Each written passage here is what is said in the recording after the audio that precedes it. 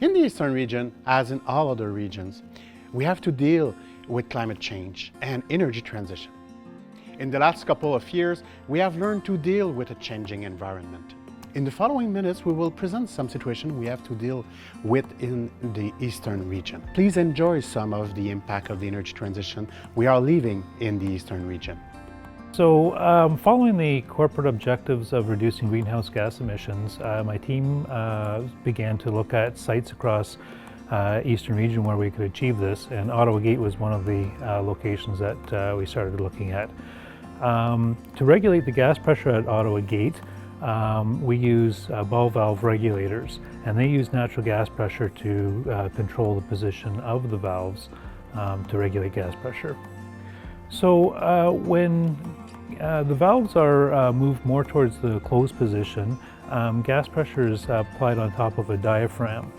Conversely, when those valves move more towards the open position, that gas is released, and currently that gas goes to atmosphere. So my team started to think of a way that we could capture that gas. So we've installed a pipe in the regulator room at Ottawa-Gate, and that collects the gas. Ultimately, we want to connect that over to the boiler room, and that gas would then be used in the boiler process and consumed rather than being emitted to atmosphere. This is just one of many opportunities that we're looking at, and we hope that over time we're able to implement this same kind of idea at other sites across our area.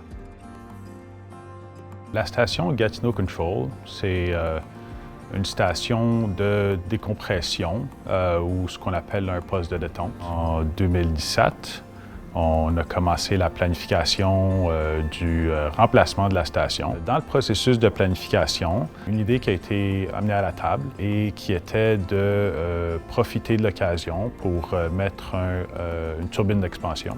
Principalement, on essaie de profiter d'une perte d'énergie ou un gaspillage d'énergie pour la récupérer, puis générer de l'électricité, puis le vendre directement cette électricité-là à Hydro-Québec. On a mis les morceaux et les parties requises déjà sur la station pour permettre une éventuelle connexion à un système de turbine d'expansion. On essaie de prendre toutes les opportunités qui vont s'offrir à nous afin de transitionner vers, évidemment, un avenir plus vert.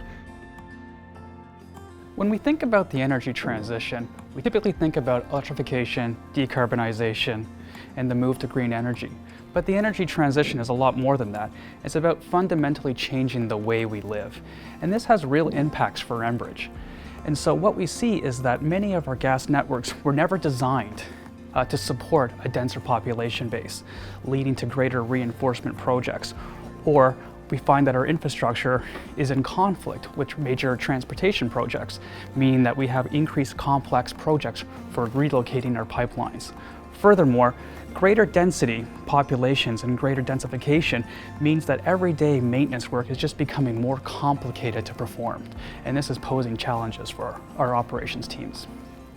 We are working in congested work environments. We are having to deal with increased hazards. We have more complicated locates to review and more difficult excavations. So the operations group is working on a number of initiatives to help alleviate these concerns. The first and foremost is to continue to engage our municipal partners at all levels of the organization. We have a number of very specific initiatives like the work management initiatives that'll help us do a better job of managing these complex work requirements, as well as focusing on our asset plan to ensure that Enbridge is performing the right work at the right time so that we can minimize the impacts on our stakeholders.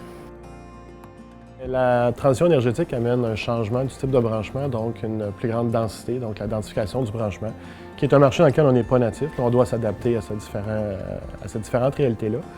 Ça amène aussi certains changements au niveau des certifications, donc la certification au niveau climat ici au Québec, qui va amener dans le fond une interdiction du chauffage principal de l'eau et de l'air d'une maison avec le gaz naturel, donc on doit s'adapter aussi à ces différentes réalités-là. Aujourd'hui, on se présente beaucoup plus comme un accompagnateur énergétique que dans le fond une compagnie qui veut seulement brancher du gaz naturel. Donc on veut accompagner nos clients dans le fond, dans l'ensemble de leurs solutions énergétiques, autant d'un point de vue des appareils soit en location ou autre chose, que d'un point de vue des choix de différentes énergies. Le gaz naturel régulier, donc s'assurer d'avoir sa place au bon endroit.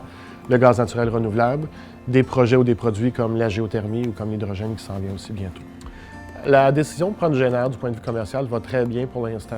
C'est un travail, il faut aller client par client.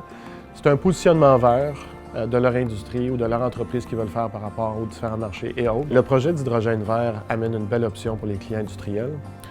C'est un projet qui nous amène plusieurs nouvelles opportunités, mais aussi plusieurs nouveaux enjeux, dont la modernisation des appareils dans le parc d'appareils qu'on a sur le terrain. Mais c'est un défi et un projet qui mobilise beaucoup de gens à l'interne, mais aussi beaucoup dans le fond, l'ensemble de mon équipe. As we had the opportunity to see in this video, we are all impacted by the energy transition. This brings more complexity, but it gives us place to innovation, different opportunities, different way of thinking. We need to be nearer of our customers and adapt our practices with municipalities. Thank you all. Merci beaucoup.